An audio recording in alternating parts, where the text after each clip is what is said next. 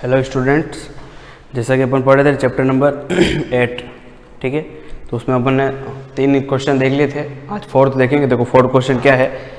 4th question पहले मैं बताऊँ। There is a small island in the 100 metre broad river and there is a tall tree on this island. P and Q lie on the opposite bank of the river such that P Q and tree are the same line, ठीक है। If angle elevation of P and Q top of the tree 30 degree and 45, then find the height of tree, ठीक है। देखो क्या कह रहा है। There is small island 100 metre broad, ठीक है। एक 100 मीटर बोर्ड का क्या है, स्मॉल आइसलैंड, ठीक है। देन उसके सेंटर में ये एक ट्री है, ठीक है। ये सेंटर में ट्री। देन क्या कह रहा है, पी एन क्यू है ना, रिवर के जो बैंक है उसका नाम क्या, P and Q. Then angle of elevation from P and Q top of the tree, ठीक है। Angle of elevation P and Q from top of the tree, तो ये टॉप ऑफ द ट्री से angle of elevation, right. P का angle of elevation कितना है, P का angle of elevation 30 degree, ठीक है।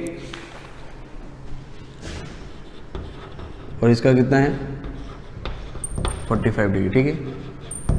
ठीक है, देखो ये जो है 100 मीटर बोर्ड पूरा है, राइट।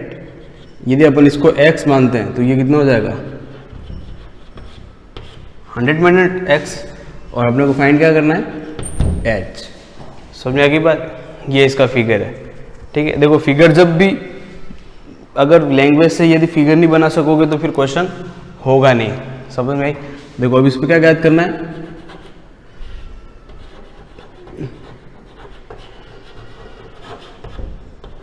गिवन दैट क्या दे रखा है, angle,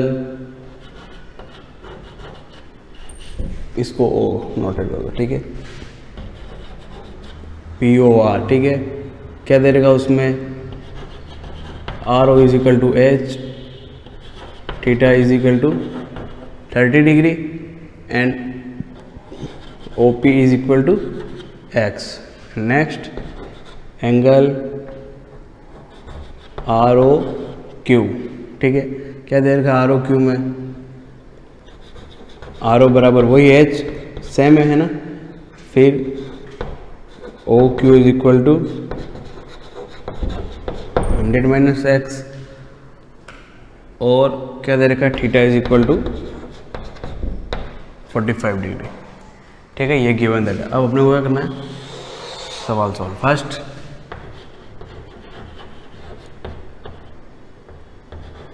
angle P O R, ठीक है, मतलब त्रिभुज पी ओ आर में, ठीक है। तो क्या दे रखा है, देखो ये angle P O R, P O R, ये एंगल देखना आप लोगों को, ठीक है। इसमें क्या दे रखा है, एक तो R O is equal to H दे रखा है और टू एक्स दे रखा है, ठीक है। तो क्या क्या दे रखा, परपेंडिकुलर दे रखा और बेस दे रखा है। तो पता है अपने को परपेंडिकुलर बेस लगता है तो क्या फॉर्मूला लगेगा, tan theta is equal to P upon B, perpendicular upon base, ठीक है। तो परपेंडिकुलर कितना है, tan थीटा कितना है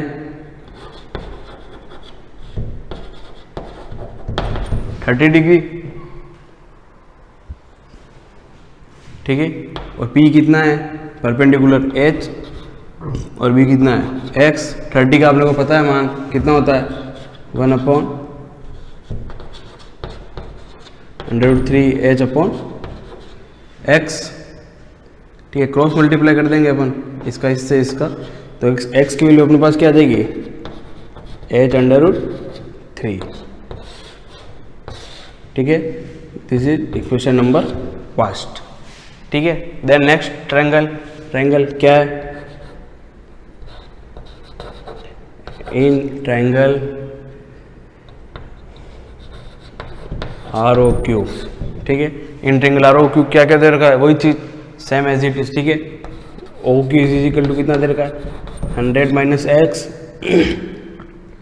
उसके बाद आर ओ बराबर वही चीज़ कॉमन है एच एंड थीटा कितना दे रखा है 45 डिग्री। लगाओ फॉर्मूला है ना, क्या लगेगा tan theta is equal to P upon B है ना, फिर थीटा क्या है tan 45, पी कितना है एच और बेस कितना है 100 माइनस एक्स, ठीक है सेम है। फिर tan 45 की वैल्यू कितनी होती है 1, अब is equal to H is upon 100 minus X, cross multiply करेंगे, क्रॉस मल्टीप्लाई करेंगे तो ये अप में आ जाएगा, क्या हो जाएगा 100 minus X is equal to H. अब अपने को पता है एक्स की वैल्यू अपने पास है, क्या है ये एक्स की वैल्यू क्या है H under root 3, H under root 3 है एक्स की वैल्यू, ठीक है। तो यहाँ लिखेंगे अपन, क्या लिखेंगे put the value of x from equation number 1, ठीक है। मतलब x का जो मान है ना x is equal to H under root 3, वो यहाँ पर रखना है ना। पुट x की वैल्यू अपने को कहाँ से रखनी है समीकरण 1 से, तो समीकरण 1 से रखो h की वैल्यू 100 माइनस x की जगह क्या रखना है h under root 3 is equal to h, ठीक है। ट्रांसफर करो क्या हो जाएगा 100 is equal to h plus h under root 3, minus का है 100 माइनस, ठीक है, प्लस का है माइनस का है, हाँ इधर माइनस का उधर जाके प्लस का हो जाएगा, ठीक है। फिर क्या होगा देखो क्या हो जाएगा फिर ये 100 इज इक्वल टू देखो क्या होगा h और h, इसमें से क्या निकल गया h कॉमन निकल गया, अंदर क्या बचा 1 प्लस अंडर रूट 3, देखो ये h और ये h, इसमें से h कॉमन निकल गया, ठीक है। यहाँ से ये h बार निकल गया, ठीक है। यहाँ क्या बचा एक, यहाँ से भी h बार क्या बचा अंडर रूट 3, राइट। फिर अपने को क्या चाहिए हाइट चाहिए, तो h is equal to 100 upon 1 plus under root 3 हो जाएगा, समझ में आ रहा है क्या हो जाएगा अंडर रूट 3। फिर देखो यहाँ पर जब अपना हो जाता है, इधर ध्यान देना है ना, अपने पास क्या है h is equal to 100 upon 1 plus under root 3, ठीक है। यहाँ पर क्या करना है रैशनलाइजेशन ऑफ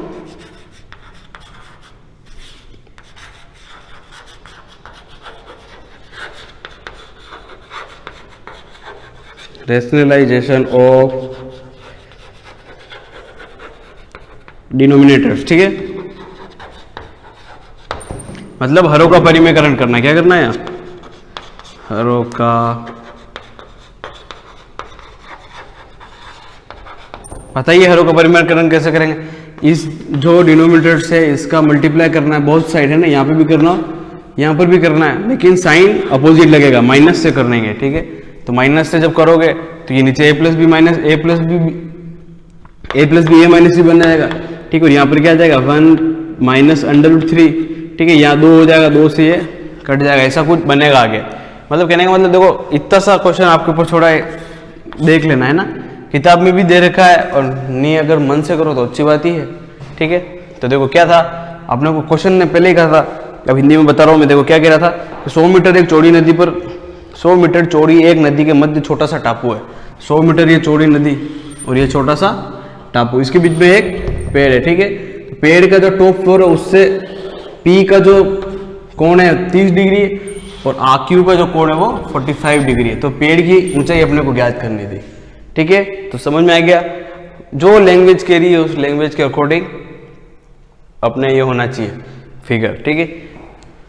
फिर दोनों चीज दे रखी है, देखो हर चीज अपने पास दे रखी है, ठीक है। ये अपने पास x मानना है और ये 100, इसको x मानोगे ये कितना हो जाएगा 100 माइनस एक्स हो जाएगा, क्योंकि टोटल बोर्ड जो है रिवर का वो कितना है 100 मीटर का है, समझ में आ रही बात।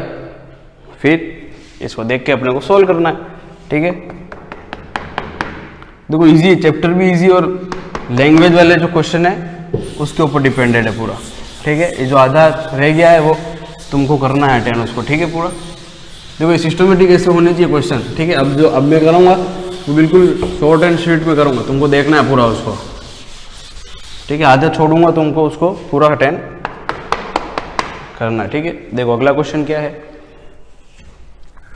अगला क्वेश्चन यूं है कि एक कार सीधी सड़क पर चल रही है जो मीनार की ओर जाती है, ठीक है। मीनार से 500 मीटर दूरी पर कार के ड्राइवर ने मीनार के शिखर का कोण 30 डिग्री पाया, ठीक है। 10 सेकंड बाद फिर से वो कार चलती है तो उसने उसका कोण कितना पाया, 60 डिग्री। 10 सेकंड से चल रही है गाड़ी, ठीक है।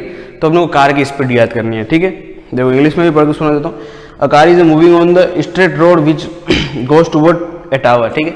मान लो एक ये कार है, ठीक है, ये एक टावर की तरफ जा रही है, ठीक है। मान लो यहाँ टावर है, ठीक है। देन फिर क्या कह रहा है, at the distance of 50 metre, ठीक है।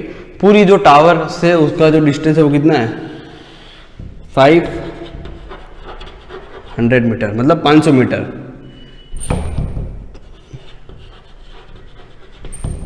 ठीक है। देन क्या कह रहा है, driver to car observe angle of elevation top of the tower 30 degree, ठीक है। जो फर्स्ट में जब स्टार्ट करी उसने, वहां से टावर का जो उसने एंगल देखा वो कितना था, 30 डिग्री, ठीक है। फिर क्या कह रहा है, up to 10 second car is move toward tower, है ना। 10 सेकंड बाद फिर से कार आगे गई, ये कार आगे गई। फिर यहां से ड्राइवर ने एंगल ऑफ एलिवेशन कितना देखा, 60 डिग्री देखा। तो अपने को क्या ज्ञात करनी है, कार की स्पीड ज्ञात करनी है, ठीक है। Observe the angle of elevation top tower become 60 degree, find the speed of the car, ठीक है। तो अपने नामकरण कर दो इसका, A B C and D, right. देखो पूरा 500 मीटर है तो ये x हो जाएगा, ये कितना हो जाएगा, 5000 minus x। Same as it is है क्वेश्चन, सेम टू सेम वैसा ही होगा जैसा अपन ने इसका पहले वाला किया, है ना। वही चीज लिखनी, क्या लिखना है, गिवन दैट,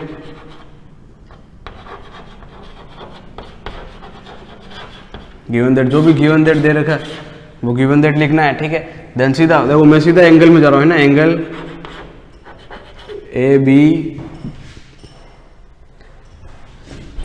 देखो एक तो एंगल ये बन रहा है पूरा, एंगल ए सी डी, ये वाला पूरा दिख रहा है, और एक एंगल बन रहा है ये, दिख रहा है, ठीक है। तो इस एंगल का जो पूरा बेस बनेगा वो कितना बनेगा, 500 मीटर, 500 मीटर, ठीक है।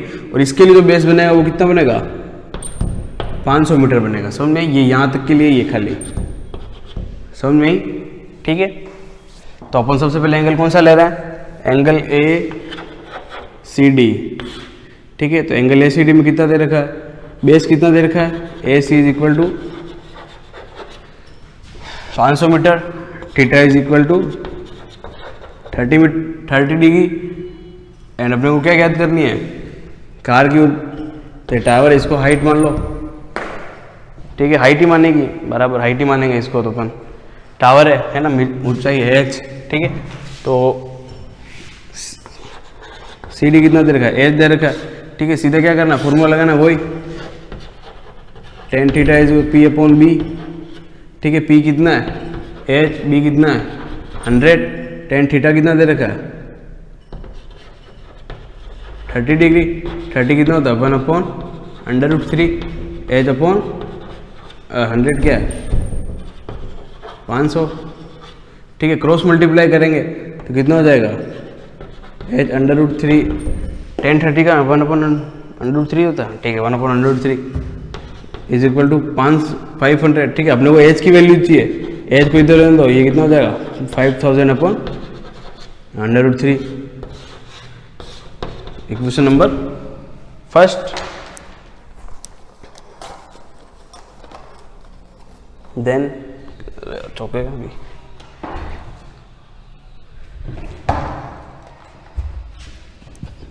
ठीक है। Equation number first. अब क्या करेंगे, एंगल कौन सा है फिर बन रहा है,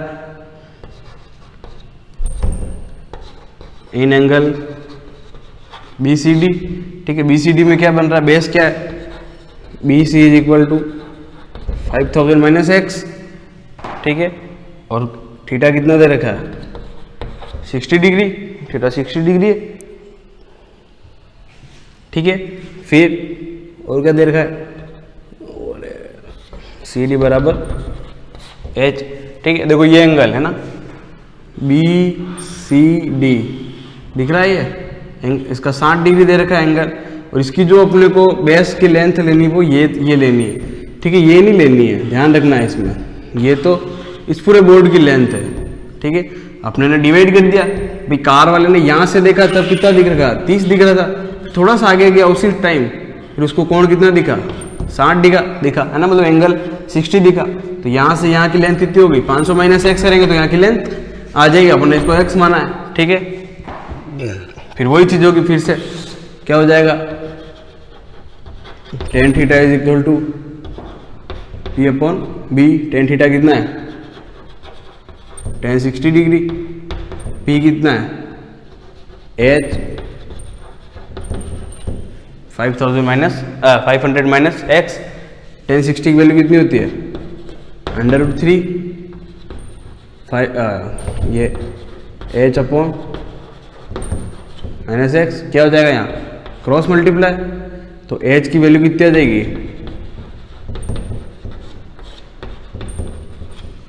बराबर यही होगी कि नहीं होगी, ठीक है। अब देखो ये क्या बन जाएगा अपने पास, इक्वेशन नंबर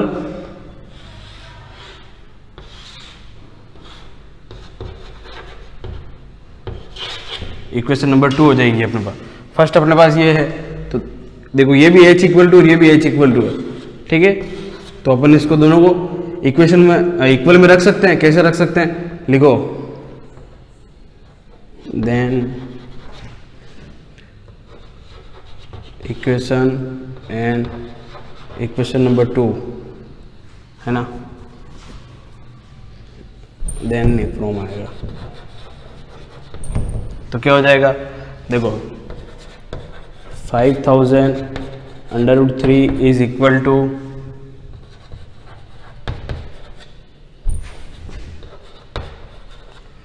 नहीं माइनस x √3, देखो यहाँ पे भी क्रॉस मल्टीप्लाई हो रहा है, इसका नीचे हो जाएगा, इसका ऊपर हो जाएगा, ठीक है। तो ये अंडर डिवाइडेशन में, तो ये इस मल्टीप्लाई में चला जाएगा, ठीक है। तो क्या हो जाएगा, 500 इज इक्वल टू 500x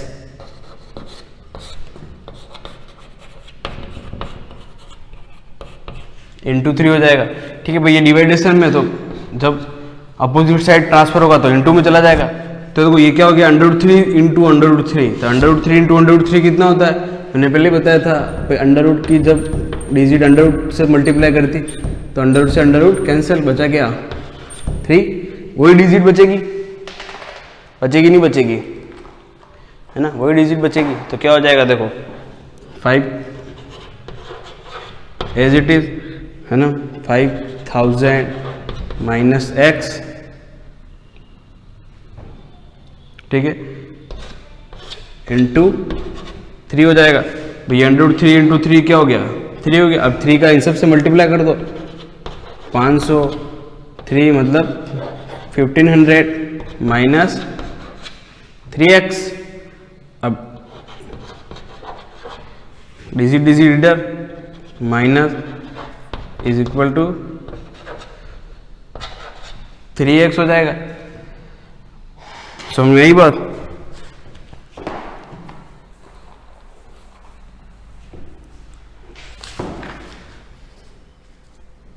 ठीक है।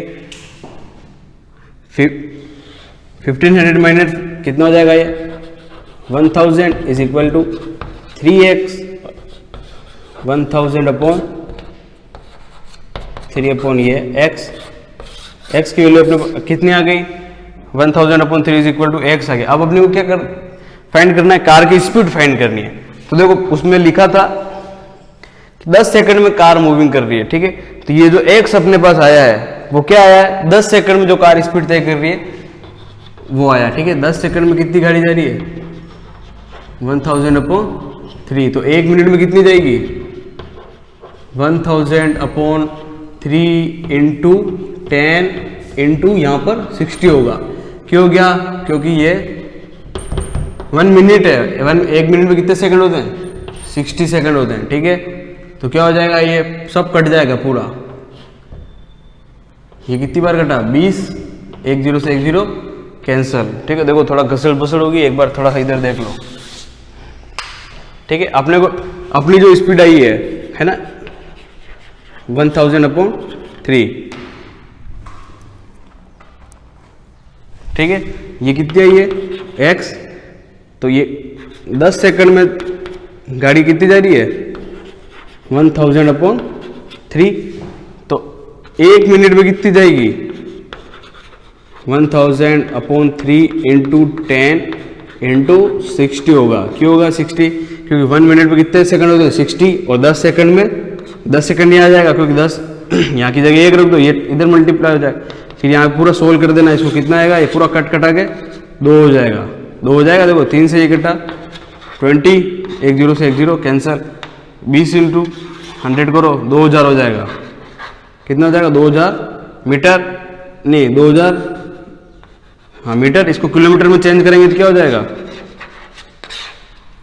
समझ में? 2 किलोमीटर हो जाएगा। मतलब 1000 का डिवाइडेशन करना, ठीक है, 2 किलोमीटर। देखो ऐसा होगा सवाल, थोड़ा उलझ देखना, बिल्कुल इजी है, इक्वेशन पूरी इजी है। देख देखा के सोल्व करना है, ठीक है। इसको आराम से सोल्व करना, एक बार और करना, नहीं 2 बार करना, 5 बार करना, जितनी भी बार करो, लेकिन कंठस्थ करना। और अपन इसके आगे और भी सवाल है वो देखेंगे, ठीक है। Thank you.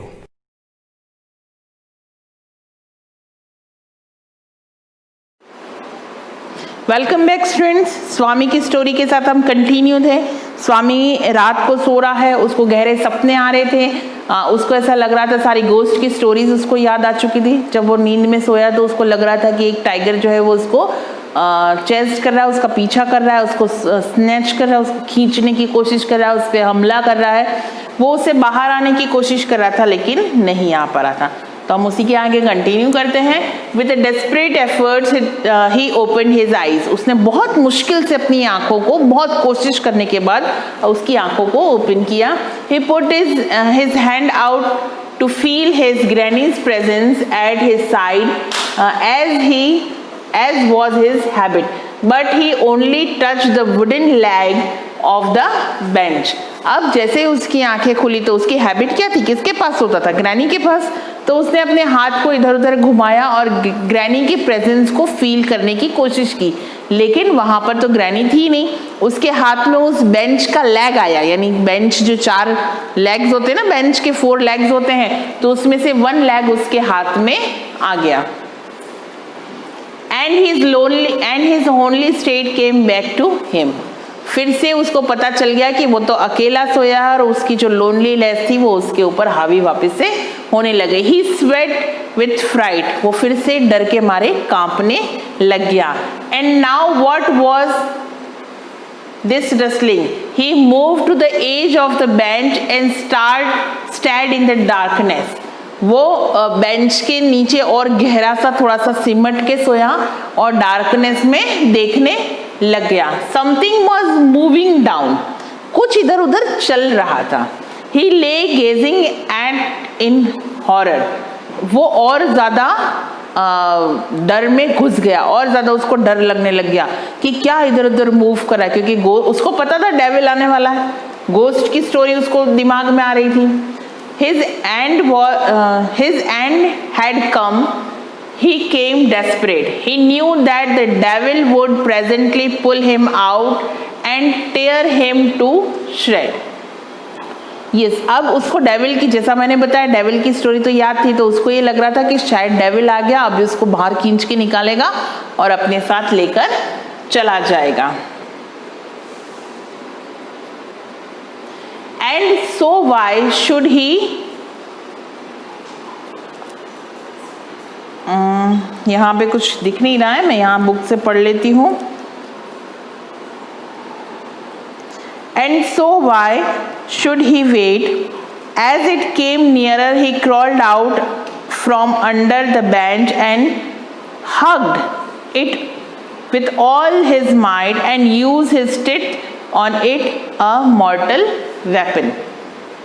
Yes, अब यहाँ पे क्या कह रहा है कि वो जब इधर उधर कुछ मूव कर रहा था तो उसने कहा कि डेविल आ गया, अभी उसको खींचेगा और उसको पकड़ के ले जाएगा, तो क्यों ना मैं डेविल को थोड़ा सा फेस कर लूँ। तो जैसे ही वो उसके पास आया उसने अपने दोनों हाथों से टाइट हग कर लिया, यानी हग्ड मतलब कस के पकड़ लिया और अपने दांतों का एक वेपन की तरह यूज किया, एक हथियार की तरह यूज किया। अय्यो, समथिंग वॉज बिटन मी। अब एक आवाज आई अय्यो, हम कोई चीज हमें चुभ जाती है तो हम बोलते हैं ना ओ माँ क्या हो गया, तो इसी तरह से उसके मुंह से आवाज आई। Went for ignoish thundering cry and was followed by a heavy tumbling and falling amidst furniture. In a moment, father, cook and the servant came in carrying light. Yes. अब जैसे ही एक जोर से चीखने की आवाज आई कि मुझे किसी ने काटा, तो अचानक से घर की जो साइलेंस थी वो एकदम साइलेंस की वजह से वो आवाज़ सच पूरे घर में फैल गई, पूरे घर वालों को सुनाई दे गई और जल्दी ही उसके फादर, उसके सर्वेंट, कुक सारे लोग लाइट लेकर दौड़ के आ गए। And all the three them fell on the burglar who ले amidst the furniture with a bleeding ankle. वो उस फर्नीचर पे, उस बेंच पे बैठा हुआ था और उसके पैर से खून निकल रहा था क्योंकि स्वामी ने अपने पूरे जोर से उसके दांतों से पैर पे काट लिया था। इस वजह से वो जोर से चिल्लाए, जो उनके चिल्लाने की आवाज़ सुनकर सारे घर के लोग आ गए और देखा कि वहाँ पर एक बर्गलर है, यानी कि एक चोर है। Congratulations came showering on Swami next day. Congratulation का एक शावर सा उमड़ गया, एक बरसात सी हो गई स्वामी के ऊपर next day. His classmates look him at his respect and the teacher patted his back. उसके फ्रेंड्स जो थे उसकी काफ़ी तारीफ कर रहे थे, उसकी तरफ रेस्पेक्ट से देख रहे थे, टीचर्स भी उसको काफ़ी प्रेज कर रहे थे, उसकी पीठ को थपथपा रहे थे। The headmaster said that he was a true scout. ये बहुत ही बहादुर बच्चा है। Swami had bitten into the flesh of one of the most notorious house breakers of the district and the police was grateful to him for it. स्वामी ने उस area के, उस district के सबसे खतरनाक चोर को, जो काफ़ी दिनों से चोरी कर रहा था, उसको पकड़ने में पुलिस की हेल्प की थी और पुलिस काफ़ी ग्रेटफुल थी। ये कोइंसिडेंट था कि स्वामी के साथ एक इंसिडेंट हुआ और स्वामी ने ब्रेवली उसको डेविल का सामना करने के हिसाब से पकड़ लिया। कोइंसिडेंटली वो बर्गलर निकला। The inspector said why don't you join the police when you are grown up. Police वालों ने उसको प्रेज करते हुए क्या कहा कि तुम्हें बड़े होकर पुलिस में ज्वाइन होना चाहिए, जब तुम बड़े हो जाओ तो पुलिस फोर्स ज्वाइन करनी चाहिए। Swami said for the sake of for politeness, certainly yes, though he had quite made up his mind to be an engine driver, a railway guard or a bus conductor later in life. अब उसने politely yes तो कहा, लेकिन उसके दिमाग में क्या था, जब पहले कि मैं बड़ा हो जाऊंगा तो या तो मैं इंजन ड्राइवर बनूंगा या रेलवे का गार्ड बनूंगा या फिर मैं बस का कंडक्टर बनूंगा, क्योंकि ये सारे ब्रेवली वाले काम नहीं होते, ये सारे कुछ चीज़ें चलाने के काम है, व्हीकल्स वाले काम है। When he returned home from the club that night, father asked, "Where is the boy? He is asleep already. He didn't have a wink of sleep the whole last night," said the mother. अब जैसे ही वो उस दिन club से रात को आया, तुरंत फादर ने कहा कि कहाँ है वो छोटा सा बच्चा और वो कहाँ, और जाके ऑलरेडी सो गया। तो उसकी मदर ने कहा कि कल पूरी रात वो नहीं सो पाया है। वेयर ही इज स्लीपिंग, उसको फिर से पूछा फादर ने कहाँ पे सो रहा है। In his usually place, mother said casually, उसकी वही जगह पर जहाँ पर वो सोता है। He went to the bed at 7:30, वो 7:30 बजे ही सो गया था क्योंकि कल वो पूरी रात नहीं सो पाया था। Sleeping beside his granny again, father said, तो उसके फादर ने कहा कि वापस अपनी ग्रैनी के पास सोने के लिए चला गया।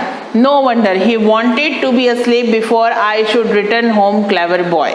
तो उसके फादर क्या कह रहे हैं कि मुझे पता था कि वो जाके सो ही जाएगा, क्योंकि वो काफ़ी क्लेवर बॉय है, उसको पता था कि मैं आज कहाँ फिर से ना सुला दूँ, इसलिए वो जल्दी ही जाकर सो गया। Mother lost her temper, mother को गुस्सा आ गया। You let him sleep where he likes, तो उसकी मदर उसके फादर को एक्सक्यूज दे रही है कि जहां पर वो सोना चाहता है वहां पर उसको सोने दो। You didn't risk his life again, आप उसकी लाइफ को वापस से रिस्क में नहीं डाल सकते। वो तो ठीक रहा कि बर्गलर ने उस पर हमला नहीं किया, नहीं तो स्वामी भी मुसीबत में पड़ सकता था। Father murmured as he went into change. All right, mollycoddle and spoil him as much as you like, only don't blame me afterwards. तुम जैसे चाहते हो तुम वैसा बनाओ, बाद में कहना मत कि ये कैसा बच्चा बन गया है।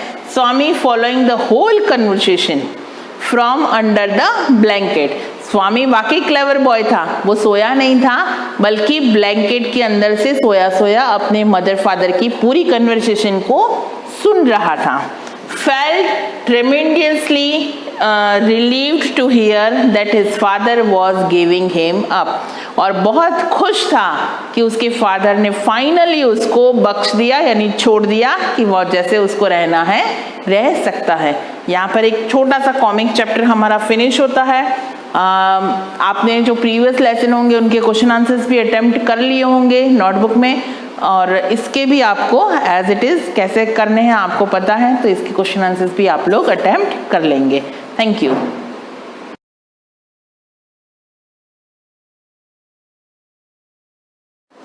सुप्रभात विद्यार्थियों, नेक्स्ट वीडियो में पहले अपन ने हिंदी व्याकरण में प्रकरण कारक में भाग 1 की क्लास ली थी, वीडियो बनाया था। उसमें कारक की परिभाषा और कारक के कुल कितने भेद होते हैं उनके बारे में अध्ययन किया, और उनमें से प्रथम के 4 भेदों के बारे में हमने परिभाषा और उनके उदाहरणों को देखा। आज हम उसके आगे से जहाँ तक कर्ता कारक, कर्म कारक, करण कारक और संप्रदान कारक, कर्ता ने कर्म को करण से के द्वारा और संप्रदान के लिए तक पढ़ लिया था। अब अपादान कारक की बात करते हैं अपन, जहाँ पर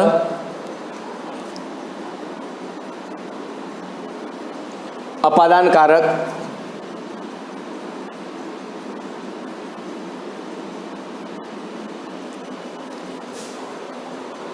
कारक की बात करते हैं। अपादान कारक किसे कहते हैं?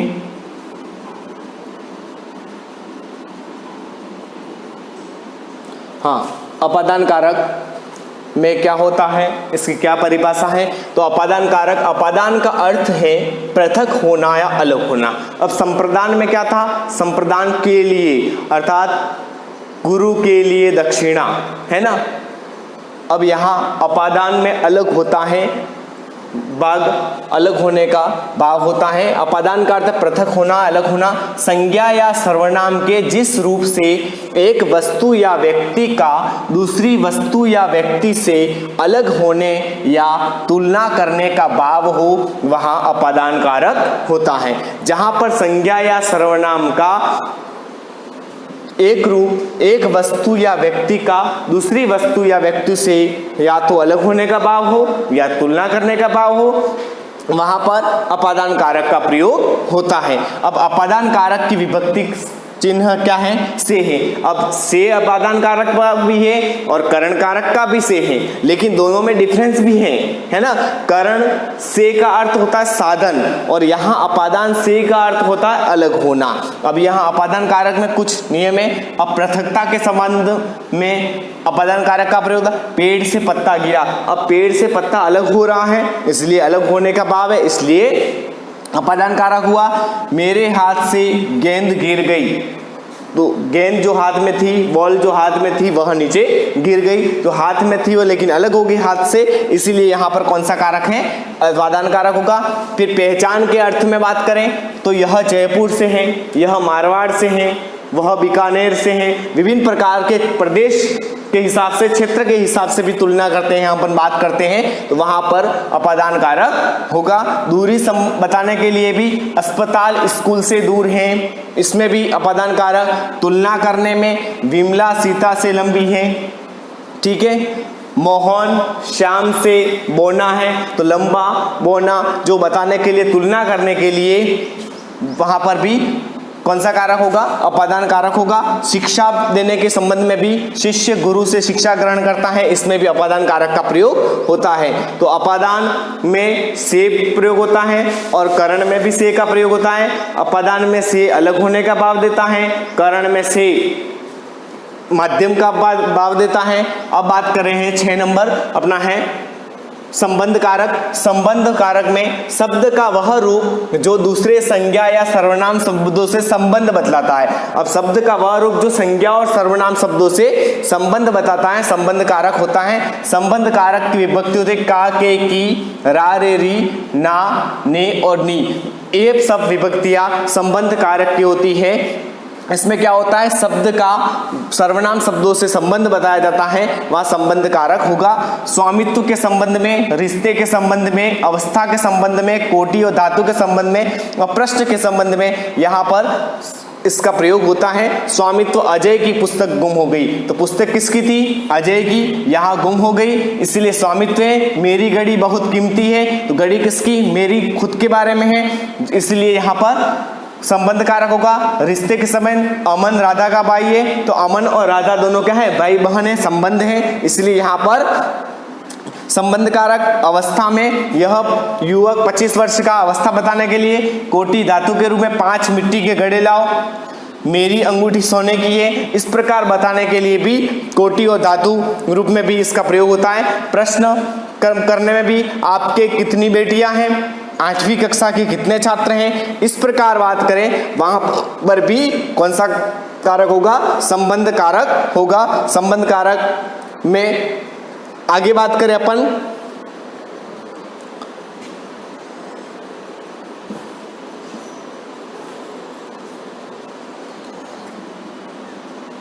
अधिकरण कारक की बात करते हैं। नंबर 7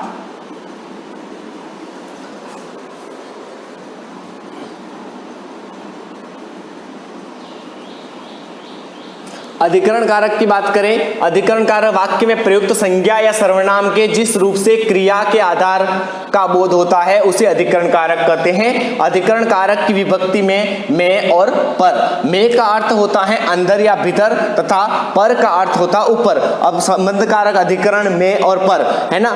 यहाँ पर जैसे मेज पर पुस्तक पड़ी है, अब यहाँ पर मेज पर जहाँ पर में और पर का प्रयोग होता है वहाँ अधिकरण कारक होता है। इसका विभक्ति चिन्ह क्या है? में और पर। इस मंदिर में कई मूर्तियां हैं, तो यह कहां पर? इस मंदिर में। यहाँ मंदिर की बात की जा रही है, में अर्थात इसका अधिकरण कारक का विभक्ति चिन्ह है। बगीचे में छायादार पेड़ हैं, यहाँ पर भी अधिकरण कारक हुआ। तो पर की बात करें, मेज पर पुस्तक रखी है, निश्चित समय बताने के लिए अधिकरण कारक का प्रयोग होता है।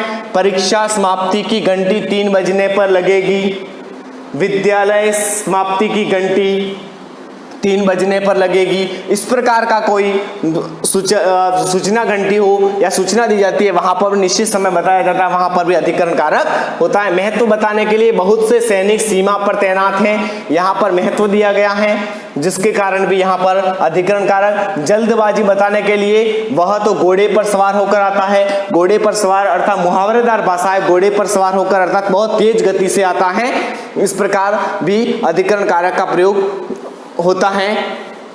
और अंत में अपना जो कारक है संबोधन कारक। वाक्य में जब किसी संज्ञा को पुकारा जाता है अथवा संबोधित किया जाए उसे संबोधन कारक कहते हैं। वाक्य में जब किसी संज्ञा को पुकारा जाता है, संज्ञा अर्थात जैसे राम मोहन, वह सर्वनाम है तो राम मोहन जो जिसका भी नाम लिया जाए जो भी है वह संज्ञा कहते हैं। तो संज्ञा में वाक्य में जब किसी संज्ञा को पुकारा जाता है, संबोधित किया जाता है उसे संबोधन कारक कहते हैं। संबोधन कारक में पुकारने, बुलाने एवं सावधान करने का भाव होता है। संबोधन कारक में विभक्ति चिन्ह हे, ओ और अरे ये 3 विभक्ति चिन्ह होते हैं।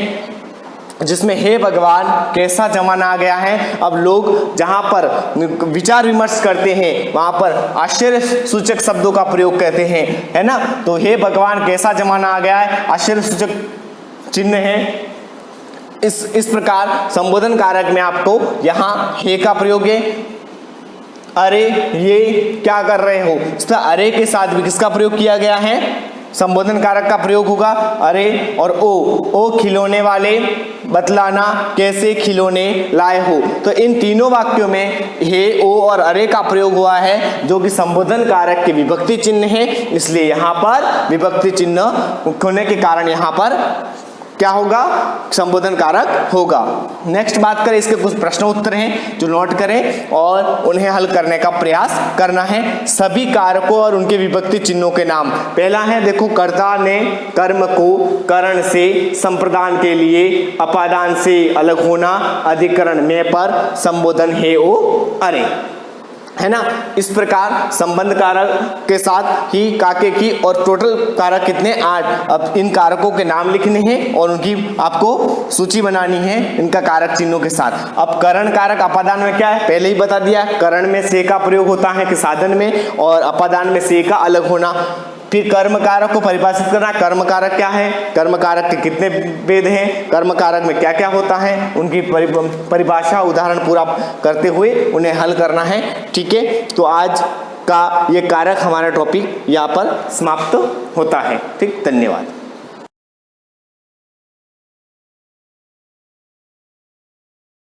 गुड मॉर्निंग एवरीवन, सभी को सुप्रभात। पिछली क्लास जब हुई थी तो अपन ने रिएक्शंस की बात करी थी और उस रिएक्शन के अंदर अपन क्या पढ़ लिया था, कॉम्बिनेशन रिएक्शन के बारे में अपन पढ़ रहे थे, संयोजन अभिक्रिया के बारे में अपन पढ़ रहे थे। और संयोजन अभिक्रिया को अपन ने सीख लिया था लगभग। और क्या बताया था आपको कि दो यौगिक या दो कंपाउंड जब आपस में जुड़ते थे एक नया कंपाउंड बनता है, उसको अपन क्या बोलते हैं, संयोजन अभिक्रिया कहते हैं उसको, है ना। जब दो आपस में जुड़ के एक नया बनाएंगे तो उसे क्या बोलेंगे, संयोजन अभिक्रिया। जैसे मान लो मैं Na को Cl से जोड़ता हूं, क्या बनता है, NaCl। ठीक है, H2 को O2 से जोड़ता हूं, क्या बनता है, 2H2O। क्यों बैलेंस करना पड़ेगा इसको, 2 है तो 2 हो गया, H 2 दूनी 4, तो यहाँ 2 लगा लो। तो ये क्या है, दो एलिमेंट के लो, दो कंपाउंड के लो, वो आपस में जुड़ेंगे तो पूरी तरह से एक नया फॉर्मूला बनाएंगे। उसे क्या कहेंगे अपन, कॉम्बिनेशन या संयोजन की अभिक्रिया। नेक्स्ट रिएक्शन अपन बात करते हैं डिकम्पोजिशन या वियोजन, है ना। किसकी बात करें, डिकम्पोजिशन। दूसरी रिएक्शन की बात करें अपन, अपना टॉपिक क्या चल रहा था, टाइप्स ऑफ रिएक्शन, है ना, टाइप्स ऑफ रिएक्शन, ये टॉपिक अपना चल रहा था। उसके अंदर दूसरी रिएक्शन में लिख रहा हूं आपके डिकम्पोजिशन या डिकॉम्बिनेशन, है ना, दोनों ले लो, या वियोजन, हिंदी में क्या बोलते हैं, वियोजन मीन्स तोड़ना। वहां अपन जोड़ रहे थे और यहां क्या कर रहे हैं, तोड़ रहे हैं। तो किसी एक कंपाउंड को, किसी एक यौगिक को दो उत्पाद में बदलना, वहां दो रिएक्टेंट जुड़ के एक उत्पाद बना रहे थे, यहां एक रिएक्टेंट टूट के दो उत्पाद बना है। देखो वहां क्या था, संयोजन में क्या था, बता रहा हूं आपको, संयोजन में क्या था, देखो 1 1 + 2 को कर रहे हैं तो 3 बन रहा है, ठीक है। और यहां क्या है, 1 और 1, या यहां क्या है, 2 को तोड़ रहे हैं तो 1 + 1 बन रहा है, ठीक है। इसमें क्या हो रहा है, 2 को तोड़ रहे हैं तो 1 + 1, और संयोजन में क्या था, 1 और 2 को जोड़ रहा है 3, मतलब इधर एक चीज बनेगी, इधर 2 होगी। वियोजन में क्या होगा, इधर 1 होगा, इधर 2 बनेंगे। क्लियर, पहली चीज तो ये समझ में आ जानी चाहिए आपको कि वियोजन या डिकम्पोजिशन होता क्या है कि किसी एक कंपाउंड या यौगिक को तोड़ के दो उत्पाद बनाना, और संयोजन में क्या है, दो रिएक्टेंट को जोड़ के एक उत्पाद बनाना, उल्टा है ना। तो क्या करते हैं इसमें, अपन तोड़ देते हैं किसी चीज को। जैसे मान लो मैंने ये कैल्शियम कार्बोनेट अभी बताया था आपको, हार्ड लेयर चूने की या फिर पत्थर, मार्बल का फॉर्मूला भी यही होता है। तो इसको तोड़ रहे हैं तो दो चीजों में टूटेगा, ऐसे नहीं पत्थर को तोड़ दिया, 2 फाटे हो गए तो वो वियोजन हो गया, ऐसा नहीं। केमिकली तौर पर उसको तोड़ना, कैसे तोड़ते हो इसको, कि इसको क्या करते हैं, गर्म करते हैं, हीट देते हैं, उष्मा देते हैं, तो ये क्या हो जाता है, टूट जाता है। किस में टूट जाता है, एक तो क्या होगा, कैल्शियम ऑक्साइड में टूट जाएगा, H है ही नहीं तो कैसे टूटेगा। एक तो हो जाएगा कैल्शियम ऑक्साइड प्लस क्या हो जाएगा, कार्बन डाइऑक्साइड। तो कैल्शियम ऑक्साइड अलग निकल जाएगा और कार्बन डाइऑक्साइड अलग निकल जाएगा, ये तो गैस होगी, ठीक है। तो इसको क्या किया, गर्म किया तो ये दो चीजों में टूट गया, ये आपका क्या हो गया, कैल्शियम ऑक्साइड हो गया, है ना। अब देखो जैसे पानी को तोड़ते हैं अपन, तो क्या हो जाता है, H2 प्लस O2, ठीक है। यहाँ 2 लगा दो, यहाँ 2 लगा दिया। अब इसको तोड़ने के लिए क्या है, पानी को कैसे तोड़े, पानी को तोड़ने के लिए क्या होता है, एक मेथड होता है जिसको बोलते हैं इलेक्ट्रोलाइसिस। इलेक्ट्रोलाइसिस मेथड के द्वारा पानी को तोड़ा जाता है। तोड़ना मतलब उसको पानी के अणुओं को अलग अलग करना, मतलब हाइड्रोजन को अलग करना और ऑक्सीजन को अलग करना। टूटता नहीं है पानी कभी, है ना, 2 टुकड़ों में नहीं टूटता है। उसके जो कंटेंट है, उसके जो एलिमेंट्स हैं, उसके जो फॉर्मूले के यौगिक हैं, उसके फॉर्मूले के जो तत्व हैं, उसको अलग अलग करना। तो यहाँ H2O को अपन अलग किया, H2 और O2 के अंदर दोनों गैसें हैं, दिखेगी नहीं, तो इलेक्ट्रोलाइसिस मेथड के द्वारा। अब इलेक्ट्रोलाइसिस मेथड क्या होता है वो भी समझेंगे अपन, है ना, इसका भी टॉपिक आएगा। इलेक्ट्रोलाइसिस में थोड़ा सा आपको समझा दूं, इलेक्ट्रोलाइसिस क्या होता है, कैथोड एनोड रोड का नाम सुना होगा, उसको सॉल्यूशन के अंदर या बीकर के अंदर जिसको भी अपने को इलेक्ट्रोलाइसिस मेथड से अलग करना है, उसका सॉल्यूशन एक बीकर में भर के उस रॉड को अंदर डाल देते हैं, कैथोड और एनोड को, उसको इलेक्ट्रिकली चार्ज बैटरी से जोड़ दिया जाता है, जिसकी मेथड से क्या होता है कि एनोड और कैथोड पे जो चार्ज है उसके अपोजिट चार्ज वाले आयंस जो होंगे पानी के अंदर डाइल्यूट, वो आपके अलग अलग रॉड की ओर अट्रैक्ट हो जाएंगे। तो वो एनोड और कैथोड के माध्यम से इन चीज़ों को तोड़ना इलेक्ट्रोलाइसिस मेथड के अंतर्गत आता है, वो भी अपन समझेंगे डीपली। अपन पहले रिएक्शन कंप्लीट कर लें। ये अपना डीकम्पोजिशन रिएक्शन हो गया, जिसके अंदर अपन ने क्या किया, एक यौगिक को 2 भागों में तोड़ा। ये देखो, एक यहाँ है, यहाँ 2 है, ठीक है। तो इससे कई सारे उदाहरण आप एग्जाम के अंदर देख सकते हैं, इसके कई सारे उदाहरण आप लिख सकते हैं कॉपियों के अंदर, है ना। तो बहुत सारे उदाहरण आपको मिल जाएंगे। 2 चीज़ों को अलग अलग करना है ना, जैसे मान लो जिंक कार्बोनेट है, ZnCO3, तो जिंक ऑक्साइड प्लस CO2 अलग अलग हो जाएंगे ना। तो ये चीज़ें हैं, इनको गर्म करके तोड़ा जाता है, ठीक है। और भी बताऊं, जैसे hydrogen iodide 2HI H2 plus I2, ये अलग अलग हो गए, है ना। इसको कैसे तोड़ेंगे, अल्ट्रा वायलेट लाइट से। तो ये क्या है, डीकॉम्पोजिशन रिएक्शन है, वियोजन अभिक्रिया है, जिसको अपन अलग अलग मेथड के थ्रू किसी न किसी मेथड से टूटेंगे। कोई लाइट से टूटेगा, कोई इलेक्ट्रोलाइसिस मेथड से टूटेगा, कोई गर्म करने से टूटेगा मतलब उसके जो कंटेंट है, एलिमेंट है, वो अलग अलग हो जाएंगे। टूटना मतलब यूँ नहीं लकड़ी तोड़ रहे हैं, पत्थर तोड़ रहे हैं वैसे टूट जाएगा, ऐसा नहीं। उसके जो एलिमेंट्स है वो डिफ्रेंशिएट हो जाएंगे, अलग अलग हो जाएंगे। इसी को क्या बोलते हैं, वियोजन की अभिक्रिया, डीकम्पोजिशन की अभिक्रिया। नेक्स्ट अपन थर्ड अभिक्रिया पढ़ते हैं, डिस्प्लेसमेंट। क्या पढ़े, डिस्प्लेसमेंट की अभिक्रिया, है ना।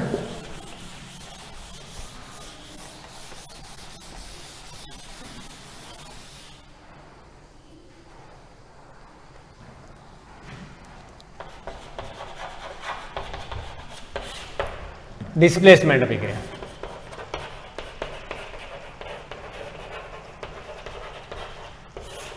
अब डिस्प्लेसमेंट अभिक्रिया क्या है, 2 प्रकार की। पहला तो ये समझो, डिस्प्लेसमेंट अभिक्रिया क्या है, 2 प्रकार की है। दोनों की रिएक्शन एक साथ लिख दूंगा, आपको समझ में आ जाएगी। डिस्प्लेसमेंट अभिक्रिया क्या है, 2 टाइप की। एक को बोलते हैं सिंगल डिस्प्लेसमेंट,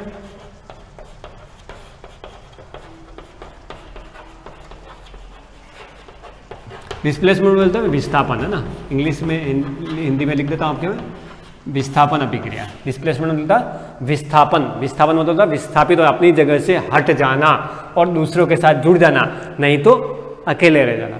तो डिस्प्लेसमेंट में क्या होगा, सिंगल डिस्प्लेसमेंट यानी एकल विस्थापन, और दूसरा क्या हो गया, डबल डिस्प्लेसमेंट।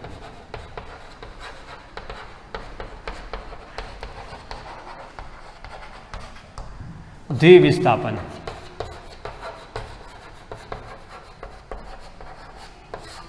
क्या हो गया, द्विविस्थापन, ठीक है। अब सिंगल डिस्प्लेसमेंट में जो है वो कैसे समझेंगे, जैसे मैं एक रिएक्शन लिखता हूं, मान लो मैंने लिख दिया Na plus HCl।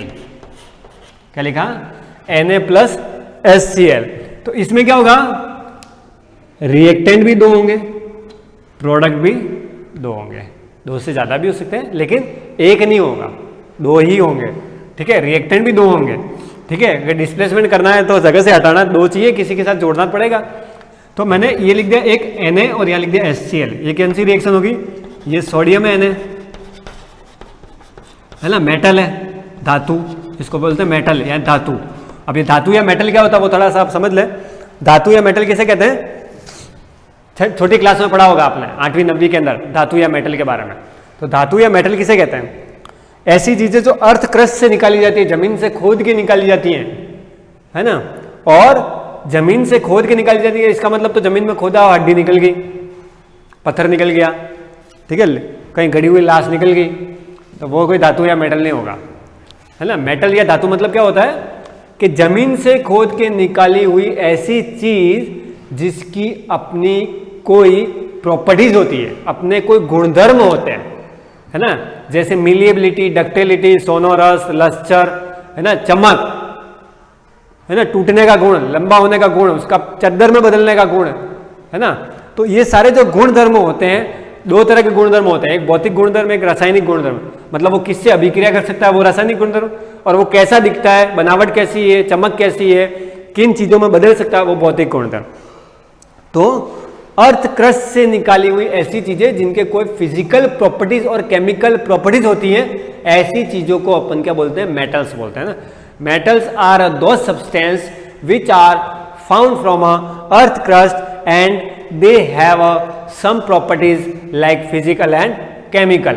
These are known as metal. Physical properties means temperature, means उसकी स्वरूप या बनावट, है ना, वो सारी फिजिकल प्रॉपर्टीज में आए। और केमिकल प्रॉपर्टीज में क्या आएगा? उसकी रिएक्शंस। तो लस्चर है, सोनोरस है, डक्टिलिटी, डक्टिलिटी तो तोड़ा लंबा किया तार में बदला, वो डक्टिलिटी हो गया। मतलब वो किस हद तक उसको ठोक पीट के चद्दर में बदल सकते हैं। एक सोनोरस या लस्चर, चमक उसकी, है ना, मिलिएबिलिटी मतलब चद्दर में बदल जाना। तो ये सारी चीजें क्या होती हैं? गुणधर्म होते हैं, उनकी प्रॉपर्टीज होती है ना, तो उसको बोलते हैं मेटल्स। ये धातु कहलाती है ना। ऐसा नहीं जमीन में से खोदा और हड्डी निकल गई तो वो हड्डी कोई मेटल नहीं है, हड्डी कोई भौतिक गुणधर्म वाली नहीं होती है ना। तो ये मेटल है। और कौन सा मेटल है? सोडियम, है ना, Na बोलते हैं इसको। अब ये नाम से तो Na लिखा सोडियम है। ये क्या है? तो ये क्या है कि सोडियम को लैटिन में बोलते हैं नेट्रियम। क्या बोलते हैं? कुछ आवर्त सारणी के या पीरियोडिक तत्व के कुछ ऐसे एलिमेंट होंगे जिनको बोला या प्रोनाउंस कुछ और किया जाएगा, लेकिन उसका लैटिन नाम के आधार पर उसका संकेत बना होगा। ये ध्यान रखना। जैसे अपन बोलते हैं पोटेशियम, लिखते क्या है? के, और बोल के सर पोटेशियम, तो इसको बोलते हैं केलियम। क्या बोलते हैं? केलियम। इसीलिए इसका संकेत क्या है? के। हिंदी में रूपांतरित क्या होता है उसका? पोटेशियम। ठीक है। तो इस सोडियम का Na और पोटेशियम का K।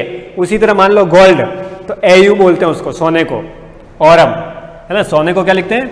Au, Aurum. ठीक है। और बोला तो उसको सोना जा रहा है या गोल्ड जा रहा है, लिखते हैं गोल्ड है, लेकिन उसका संकेत या सिंबल क्या है? Au। तो ऐसे कई सारे हैं जिनको अपन अलग अलग तरीके से संकेत में लिखेंगे, लेकिन बोला कुछ और जाएगा। तो ये सोडियम को अपन ने एक मेटल की रिएक्शन किससे करा? HCl। HCl क्या है? हाइड्रोक्लोरिक अम्ल। और क्या लिखते हैं? नमक का तेजाब। एक एसिड का उदाहरण है। ये क्या है? एसिड। हिंदी में लिखते हैं अम्ल। तो एक अम्ल का उदाहरण है, नाम क्या है? हाइड्रोक्लोरिक अम्ल, है ना। साधारण भाषा में क्या? नमक का तेजाब। अब इसकी अभिक्रिया अपन ने क्या कराई? HCl से कराई। HCl से कराने पर भी ध्यान रखना, ये Na जाके Cl से जुड़ेगा। कहाँ जुड़ेगा? Cl से। तो क्या बन जाएगा? NaCl। और यहां से जो अलग निकला कौन? H। ये H आके किसी से जुड़ता है तो डबल डिस्प्लेसमेंट हो जाएगा, लेकिन H अपने आप में किसी से जुड़ नहीं रहा है, वो अकेला बाहर निकल रहा है। ठीक है। हाइड्रोजन गैस ये अपने आप बाहर निकल गई, तो वो क्या हो गया? एलिमेंट किसी से जुड़ जाएगा तो एक नया फॉर्मूला, नया उत्पाद बनाएगा, और जो अलग हुआ एलिमेंट है वो अपने आप में अलग रहेगा। इसी को सिंगल डिस्प्लेसमेंट या एकल विस्थापन कहते हैं। मतलब एक एलिमेंट को अलग निकल जाएगा वो यौगिक नहीं होगा, जो पहला बनेगा वो यौगिक या कंपाउंड होगा।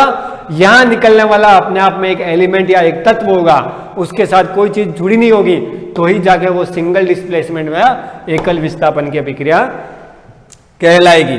इसको बैलेंस करना है, बैलेंस करते रहो। यहाँ 2H है, यहाँ 2 कर दो, Cl2 गया, यहाँ Cl2 कर दो, Na2 हो गया, यहाँ 2 कर दो, ये बैलेंस हो गई। तो क्या किया अपन ने, एक रिएक्शन लेके समझा। अब रिएक्शन में बहुत सारे नाम लिख दिए, इन नामों को मैं एक बार हटा देता हूं। ये फॉर्मूले के नाम थे, आपको नाम से इनको संबोधित करना है, नाम से इनको इंडिकेट करना है, ताकि आप इस फॉर्मूले के नाम भी आपको याद होते रहें, साथ साथ में नाम भी याद रखना है। ऐसा नहीं, उदाहरण तो याद है आपको HCl है किसका फॉर्मूला वो पता ही नहीं, लिख दिया H2SO4 वो किसका पता ही नहीं। तो फॉर्मूले का नाम भी आपको याद होना चाहिए, उसका साधारण नाम, उसका केमिकल नाम, उसका और कोई दूसरा नाम, तो 3-4 नाम जितने भी होते हैं वो सारे आपको याद करना है। तो ये एक सिंगल डिस्प्लेसमेंट भी आपकी रिएक्शन होगी। इस तरह से और अपन लिख लेते हैं। तो सबसे अच्छा एग्जाम्पल मैं बता दूं आपको, सिंगल डिस्प्लेसमेंट करना है, हमेशा धातु और अम्ल की अभिक्रिया याद करो। कौन सी? धातु और अम्ल की, या मेटल और एसिड की अभिक्रिया याद रखो तो सारा काम हो जाएगा। जैसे मैं कह देता हूं MgSO4, Mg प्लस H2SO4, ये भी मेटल और ये एसिड, तो धातु और एसिड की अभिक्रिया हो गई, धातु प्लस अम्ल। ठीक है, कौन सी धातु है? मैग्नीशियम। ये कौन सा है? H2SO4 अम्ल है। मैग्नीशियम कौन से नंबर पे? 12 नंबर पे। ठीक है, तो Mg की H2SO4 से अभिक्रिया कराई, क्या बन गया? MgSO4 प्लस हाइड्रोजन अलग निकल की गैस। ठीक है, तो ये क्या बन गया? एक एलिमेंट था, उसने किसी यौगिक को तोड़ा और अपने एक यौगिक का निर्माण किया, और जो यौगिक पहले बना हुआ था एलिमेंट का, उस एलिमेंट को अलग निकाल दिया, तो क्या हो गया? ये सिंगल डिस्प्लेसमेंट की अभिक्रिया हो गई, यानी कि एकल विस्थापन की अभिक्रिया बन गई। ठीक है, ध्यान रखना। तो एकल विस्थापन की अभिक्रिया को लिखने के लिए क्या करें अपन, कि सबसे बढ़िया उसके ज़्यादा से ज़्यादा एग्जाम्पल याद करना है आपको, कि कैसे कैसे एग्जाम्पल्स आते हैं। तो एग्जाम्पल्स के तौर पे अपन उसको समझेंगे। जैसे मैंने लिख दिया Zn प्लस CuSO4, तो क्या बन गया? ZnSO4 plus Cu, zinc sulphate. ठीक है, पहले कौन था? Copper sulphate. ये क्या है? इसको बोलते हैं कॉपर सल्फेट। ठीक है, केमिकल नाम क्या? Copper sulphate. नीला थोथा, क्या बोलते हैं इसको? नीला थोथा। ठीक है, प्रैक्टिकल लैब में जाओगे तो बिल्कुल शाही या नीले कलर का पाउडर मिलेगा आपको, है ना, नील कलर का, वो नीला थोथा कॉपर सल्फेट होता है। जिंक की आपको पन्नियाँ मिलेगी। ठीक है, रेसेस, पन्नियाँ, छोटे छोटे टुकड़े, वो जिंक के टुकड़ों को अपन क्या करेंगे? कॉपर सॉल्यूशन के, कॉपर सल्फेट के घोल में डालेंगे तो जिंक सल्फेट बन जाएगा और कॉपर अलग निकल जाएगा। तो ये सारी चीज़ें क्या हो गई? आपके सिंगल डिस्प्लेसमेंट में आता है, जिसमें एक कोई एलिमेंट अपने आप में अकेला रह जाता है ना, वो अपने आप में अलग निकल जाता है और एक नए यौगिक का निर्माण कर देता है। उसे ही क्या बोलते हैं? एकल विस्थापन या सिंगल डिस्प्लेसमेंट। समझ गए? अब अपन बात करेंगे डबल डिस्प्लेसमेंट की। ठीक है, ये था अपने सिंगल डिस्प्लेसमेंट। अब अपन डबल डिस्प्लेसमेंट के कुछ उदाहरण लिखेंगे, जिसमें टूटेगा और 2 नए बनेंगे, 2 टूटेंगे, 2 नए बनेंगे। ठीक है, तो ये चीज़ अपन करते हैं।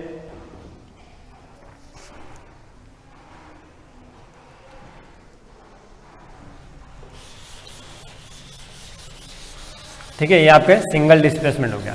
अब बात करते हैं डबल डिस्प्लेसमेंट की। डबल डिस्प्लेसमेंट बात में कैसे करेंगे? देखो, मैंने लिख दिया AB प्लस CD, ये एक यौगिक, ये एक यौगिक, वहाँ एक एलिमेंट और एक यौगिक था। सिंगल में क्या था? A प्लस BC था, तो क्या बना? AC plus B। ठीक है, ये B अलग निकल गया, A ने C से जुड़ गया, AC बन गया, और B अलग निकल गया। ठीक है, तो पहले BC था, अब AC हो गया। तो एक एलिमेंट एक यौगिक था, एक यौगिक एक एलिमेंट, वैसा का वैसा रहा, लेकिन जो B जुड़ा हुआ था वो अलग निकल गया। इसमें क्या होता? देखो, मान लो A जाके C से जुड़ा तो AC बन गया, यहाँ से B अलग निकला, यहाँ से D अलग निकला, तो क्या बन गया? BD। तो 2 यौगिक, ये भी यौगिक, ये भी यौगिक, मतलब कंपाउंड ये भी है, ये भी कंपाउंड है, तो ये भी कंपाउंड है, ये भी कंपाउंड है, कोई एलिमेंट नाम की चीज नहीं है। Both are formulas and in a product both are compound. इसमें एक सिंगल कंपाउंड था और सिंगल एलिमेंट और सिंगल कंपाउंड था। तो यहाँ सिंगल कंपाउंड बना, सिंगल एलिमेंट बना, लेकिन नया एलिमेंट बना, ठीक है। इसमें ऐसा नहीं है, इसमें दो कंपाउंड है और दो ही कंपाउंड के प्रोडक्ट है। कैसे, जैसे देखते हैं अपन, मान लिख दिया AgNO3 प्लस NaCl, ठीक है। क्या लिखा, सिल्वर नाइट्रेट। AgNO3 को क्या बोलते हैं, सिल्वर नाइट्रेट, सिल्वर नाइट्रेट, ठीक है। और ये क्या जानते हो आप, NaCl, sodium chloride, sodium chloride, साधारण भाषा में बोलते हैं नमक, साल्ट। इसके बनाने की विधि भी पढ़ेंगे अपन। तो ये Ag जाके किससे जुड़ा, इस Cl से, किससे जुड़ा, Cl से, तो क्या बन गया AgCl, और क्या निकला NaNO3, ठीक है, समझ में आ गया। तो AgCl बना और NaNO3 बना। तो ये देखो यहाँ का एलिमेंट इन दोनों को दो एलिमेंट में बदला, देखो यहाँ दो एलिमेंट है, यहाँ पे भी दो, ठीक है। हालांकि नाइट्रेट और ऑक्सीजन मिलकर नाइट्रेट बना है, नाइट्रोजन और ऑक्सीजन। तो ये Ag किससे जुड़ा, Cl से जाके, तो AgCl बना। Na जो टूटा हुआ अलग था और यहाँ NO3 जो अलग था, वो भी आपस में दोनों एक दूसरे से जुड़ गए, तो दो टूटे और दो नए बने। इसमें क्या था, एक टूटा और एक नया बना, और जो टूटा वो अलग निकल गया, क्लियर। उसमें दो टूटे तो दो नए कंपाउंड बनेंगे, ठीक है। तो ये क्या हो गया, द्विविस्थापन या डबल डिस्प्लेसमेंट। जैसे अपन एक और अभिक्रिया देखते हैं, बहुत आसान है, एसिड और बेस की। मान लो मैंने लिख दिया HCl प्लस NaOH, क्या लिख दिया, HCl प्लस NaOH, ठीक है, HCl प्लस NaOH। ये अम्ल और ये क्षार, क्या है, ये अम्ल और क्षार। अम्ल और क्षार की अभिक्रिया कराते हैं, जानते हैं किस क्या नाम से बोलते हैं इसको, न्यूट्रलाइजेशन या उदासीनीकरण, ठीक है। तो अम्ल और क्षार की अभिक्रिया कराई अपन ने, तो Na जाके Cl से जुड़ा, Na हमेशा Cl से जुड़ेगा, ध्यान रखना, ज्यादातर Cl अगर है तो Na जाके Cl से जुड़ा, यहाँ H बचा और यहाँ OH बचा, ये आपस में जुड़ जाएंगे, क्या बन जाएगा, H2O। मीन्स दो कंपाउंड, एक ये रहा एक ये रहा, दोनों टूटे तो दो नए कंपाउंड बने, ठीक है। तो दो जब टूटते हैं और दो नए कंपाउंड बनते हैं, वो आपका डबल डिस्प्लेसमेंट। सिंगल में क्या हुआ, एक कंपाउंड और एक एलिमेंट है, तो एक कंपाउंड टूटेगा, नया कंपाउंड बनेगा, प्लस एक एलिमेंट बनेगा। इसमें क्या होगा, दो कंपाउंड टूटेंगे, दो ही नए प्रोडक्ट के रूप में कंपाउंड बनेंगे, इसी को बोलेंगे डबल डिस्प्लेसमेंट। तो अपनी ये चार तरह की रिएक्शन पढ़ ली अपन ने। एक तो पढ़ ली थी अपन ने combination, decomposition, double displacement, single displacement, ये चार तरह की रिएक्शन पढ़ ली। अब आपने जो रिएक्शन बचती है वो है आपके सबसे इंपॉर्टेंट लेसन की रिएक्शन, रेडॉक्स रिएक्शन, जिसे अपन ऑक्सीडेशन रिडक्शन के नाम से भी जानते हैं। थोड़ा लंबी रिएक्शन है, तो जब भी अपनी अगली क्लास होगी उस क्लास के अंदर अपन उस रिएक्शन के बारे में चर्चा करेंगे, विस्तृत चर्चा करेंगे। तब तक के लिए good bye.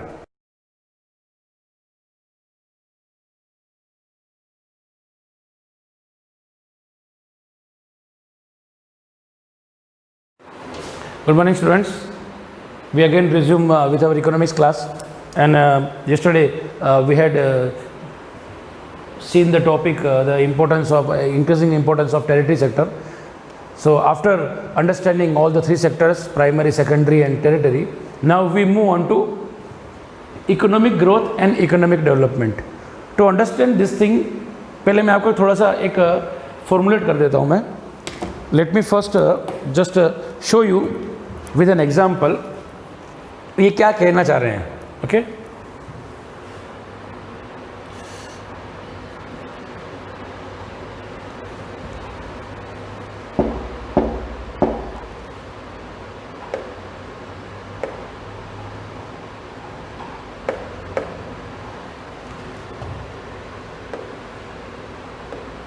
yes, now let's see.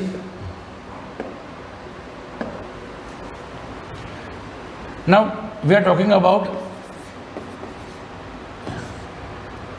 just a minute,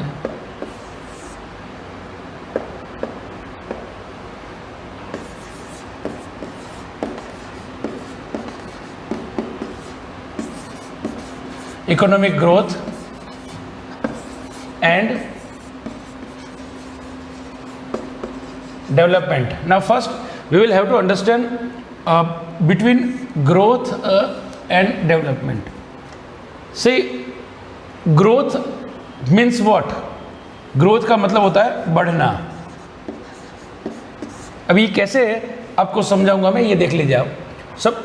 I am writing 3 landmarks starting from 2000, 2010 and right now we are in 2020. Okay, so now let's talk about per capita income of a person. Let me first erase this thing. Now first we will start with national income. Now if say in 2000 national income was 140, in 2010 it happened or it increased to 200, and in 2020 it went up to 250. Now you can see that there is continuous increase in here the difference is 60 and here the difference is 50. Now you can see, देख रहे हो कि increase तो होता जा रहा है in first decade, पहले 10 साल के अंदर इंक्रीज दैट वाज 60 और इन 2 में 50. अब ऐसे कैसे हुआ? The main reason behind is this increase in population. Increase in population, आपकी जनसंख्या बढ़ जाएगी ना, तो क्या हो जाएगा, आपकी जो नेशनल इनकम है वो इफेक्ट उसके ऊपर पड़ेगा. और एक बार जब आपका नेशनल इंक्रीज इन पॉपुलेशन हुआ, then it will also effect per capita income, प्रति व्यक्ति आय के भी ऊपर प्रभाव पड़ेगा. ये मैंने पहले बताया था.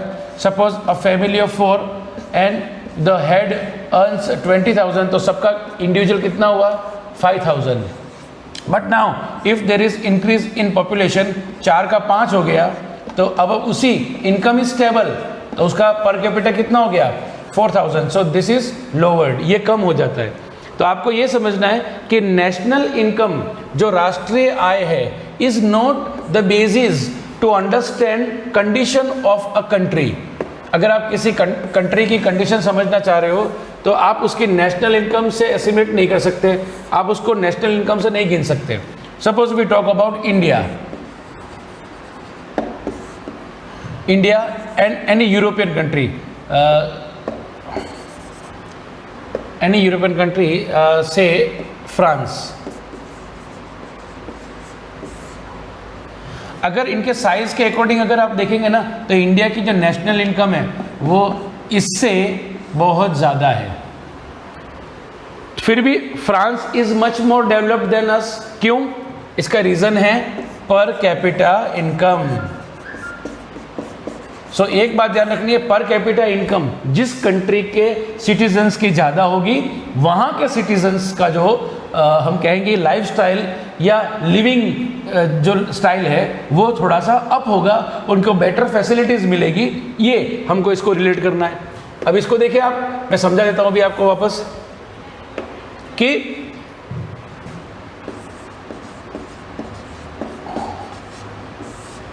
Now relation between growth and development. अब इसको भी आपको समझना है. एक बेबी है, एक बच्चा है, वो 3 माह का है, राइट, 3 months बेबी. नाउ वो ग्रोथ कर रहा है, he is not developing, he is growing. अब वो आगे बढ़ा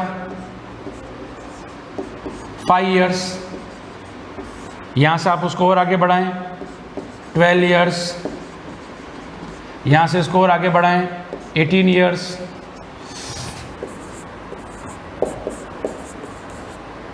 एंड आगे चलिए जैसे 25 years.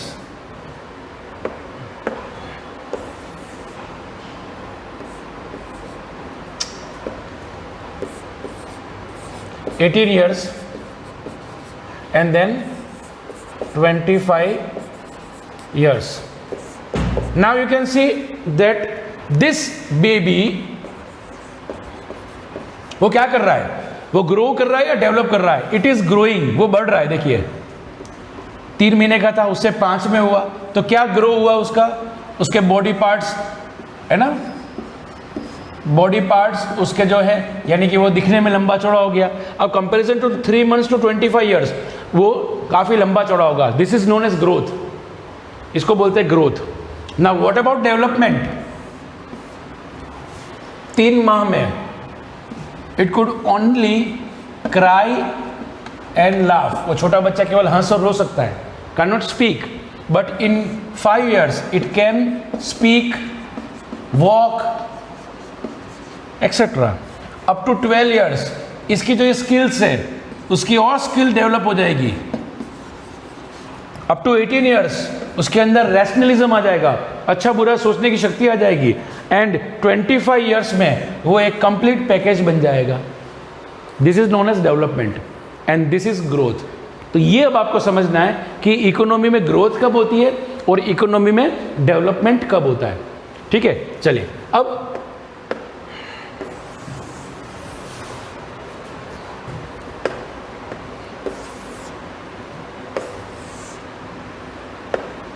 अब इकोनॉमी में ग्रोथ कब होती है? इकोनॉमी में ग्रोथ कब होती है? जब आपकी नेशनल इनकम जो है वो कंटिन्यूसली इंक्रीज होती है। नेशनल इनकम कब इंक्रीज होगी? जब आपके वेज ऑफ प्रोडक्शन है उसमें आप इंक्लूड करते हो मॉडर्न टेक्निक्स। ठीक है, तो इस तरीके से आप ग्रोथ करते जा रहे हो। But now what is development?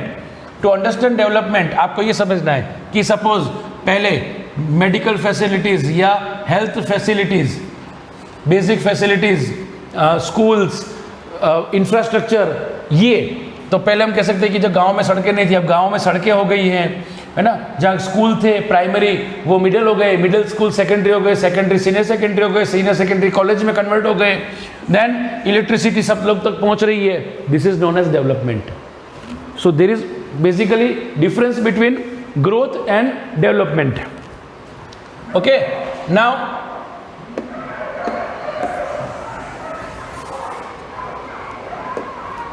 ये आप देख पा रहे हो इकोनॉमिक ग्रोथ एंड डेवलपमेंट।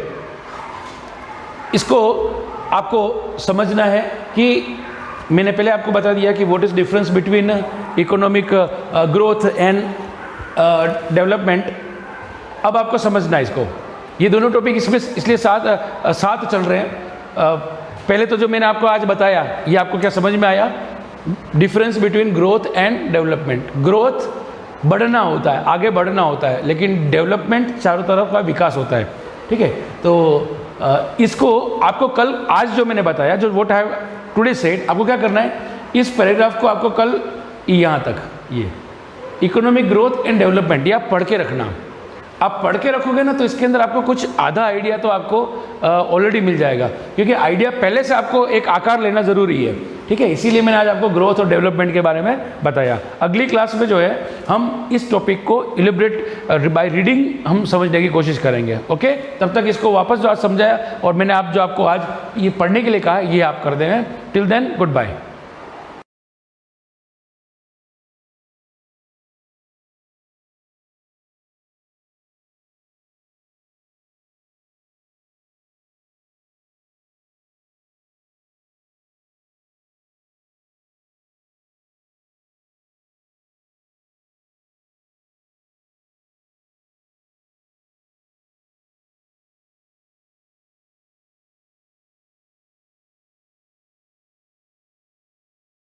ठीक है, अभी तक हमने राजस्थान की परियोजना पढ़ रहे थे जिसमें चंबल नदी परियोजना, माही बजाज सागर परियोजना पढ़ ली है। आज हम पढ़ेंगे बिसलपुर परियोजना 1997 से 1998, 1 साल की परियोजना है। इसमें याद रखने जैसा ये है कि ये राजस्थान की सबसे बड़ी पेयजल योजना है। ये बिसलपुर टोंक जिले के टोडा रायसिंह कस्बे के पास बिसलपुर स्थान पर बनास नदी पर 574 मीटर लंबा और 39.5 मीटर ऊंचा बांध है बनाया गया। इस बांध के दाएं बाएं किनारे से 2 नहरें निकाली गई इस योजना के माध्यम से। ये इंपॉर्टेंट है, अंडरलाइन करेंगे। सवाई माधोपुर के जिले को सिंचाई, जयपुर शहर, अजमेर के कड़ी, सरवाड़, ब्यावर के रास्ते से आने वाले गांवों को पेयजल आपूर्ति तथा टोंक जिले को 256 गांवों में तो सिंचाई हेतु जल उपलब्ध कराया गया। ये बीसलपुर परियोजना है जो जयपुर और अजमेर इन 2 शहरों को पीने के पानी की आपूर्ति करती, इसलिए ये राजस्थान की सिंचाई और पेयजल दोनों योजना है। परंतु अगर बड़ी योजना का है पेयजल के मामले में तो सबसे बड़ी योजना बीसलपुर परियोजना है। अब आते हैं राजस्थान की अन्य परियोजना। फर्स्ट आता है राजस्थान नहर या इंदिरा गांधी नहर परियोजना, जो राजस्थान की क्या भारत की क्या पूरी एशिया की सबसे बड़ी नहर परियोजना है। इसके बारे में अपन पहले भी पढ़ चुके हैं, आगे भी पढ़े हैं, साथ में पढ़े हैं, फिर भी इसके बारे में अधिक पढ़ लेंगे। इसमें राजस्थान में थार मरुस्थल में पेयजल आपूर्ति, व्यर्थ भूमि के उपयोग तथा अंतर्राष्ट्रीय सीमा पर आबादी बसाने के उद्देश्य से सतलज, ये याद रखना है, सतलज और ब्यास जहाँ नदी का संगम होता है वहाँ कौन सा स्थान है, हरी के बैराज, वहाँ से बांध बनाकर ये नहर निकाली गई। तो यहाँ अंडरलाइन कर लेना, सतलज और ब्यास के संगम पर हरी के बैराज से इस नहर को निकाला गया। टोटल लंबाई है 649 किलोमीटर, ठीक है, जिसमें केवल 169 किलोमीटर ही पंजाब में बहती है और ये भी फीडर है। मतलब कहने का मतलब जो ये 169 मीटर की जो नहर है, इसमें इस नहर से न पानी सिंचाई के लिए लिया जा सकता है न पेयजल के लिए लिया जा सकता है। इस नहर से बिल्कुल भी पानी नहीं लिया जा सकता। फिर 14 किलोमीटर हरियाणा से बहती है, बाकी राजस्थान से। टोटल है 649 किलोमीटर, जिसमें 169 किलोमीटर पंजाब में बहती है और 14 किलोमीटर हरियाणा से। ये 14 और 169 ये क्या है, राजस्थान फीडर के नाम से जानी जाती है। इसका मतलब यहाँ का पानी केवल राजस्थान ही यूज कर सकता है, ये पंजाब और हरियाणा वाले इसको यूज नहीं कर सकते, न पेयजल में न सिंचाई के लिए। यहाँ पर भी एक और ऊपर लाइन थी, एशिया की सबसे बड़ी मानव निर्मित नहर है। अब ये नहर राजस्थान के 9 जिलों, 29 कस्बों और 3461 गांवों को पेयजल की आपूर्ति की जाती है। अंडरलाइन कर देना, 9, 29, 3461, 9 जिले हो गए, 29 कस्बे हो गए, 3461 गांव हो गए। इस नहर को 2 चरण में पूरा किया गया था।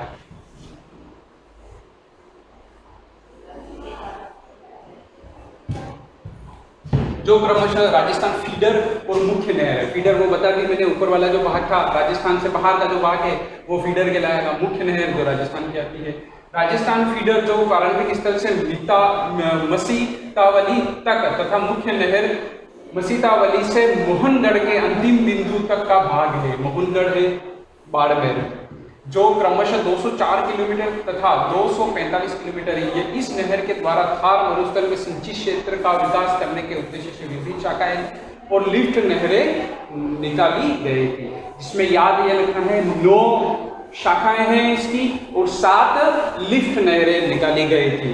तो यहाँ पर अपन पढ़ लेते हैं अंतर्राष्ट्रीय सीमा की और अर्थात पश्चिमी सीमा में 9 शाखाएं ढाल के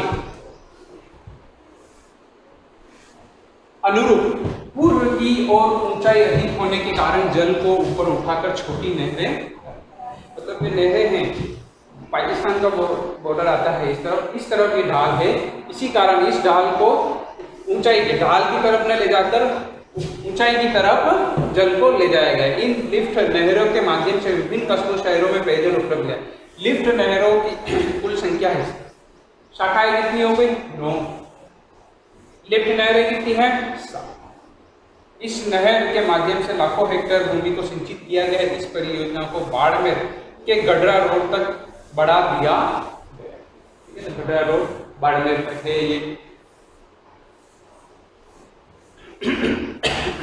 अब है जाखम परियोजना, ठीक है, इंदिरा गांधी नहर योजना यहाँ तक है। और यही समझना है कि पूरे राजस्थान जो पश्चिमी क्षेत्र, पश्चिमी रेगिस्तान है, उसको अगर हरा भरा किया है तो किस नहर ने किया है, इंदिरा गांधी नहर, या उसको राजस्थान नहर भी कहा जाता है, इंदिरा गांधी नहर भी कहा जाता है। अगर परीक्षा में आ जाए राजस्थान नहर लिखा हुआ है तो कंफ्यूज होने की जरूरत नहीं है, वो इंदिरा गांधी नहर ही है। अब है जाखम परियोजना। जाखम परियोजना वर्तमान में प्रतापगढ़ जिले के दरियावर तहसील अपने पास में ही है, पड़ोस में ही है, ठीक है ना, अधिकतर बच्चों ने देखा ही होगा। जाखम नदी चित्तौड़, उदयपुर, प्रतापगढ़ के आदिवासी क्षेत्रों के विकास हेतु सिंचाई योजना हेतु अनूपपुरा, यहाँ पर अंडरलाइन करेंगे, अनूपपुरा में जाखम बांध बनाया गया है, जिसमें 13 किलोमीटर दूर नागरिया गांव से पिकअप के नहर प्रणाली का विकास किया गया है। 2 बांध है, मतलब मुख्य बांध जाखम बांध है जो अनूपपुरा में। याद क्या रखना है, जाखम बांध सबसे पहले आता है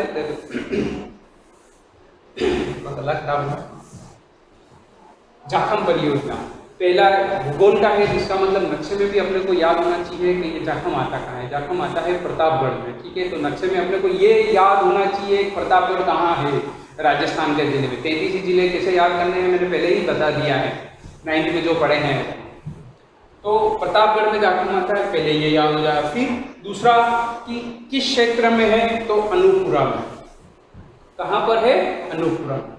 वहाँ से 13 किलोमीटर नीचे उतरते हैं तो वहाँ पर एक पिकअप और बनाया गया है, जहाँ से नहरें निकाली गई। पिकअप का मतलब होता है, आपने अधिकतर देखा हो इंडिकेट जो होता है, उसका थोड़ा सा बड़ा रूप होता है, उसको पानी को रोक के और वहाँ से नहरें निकाली जाती है।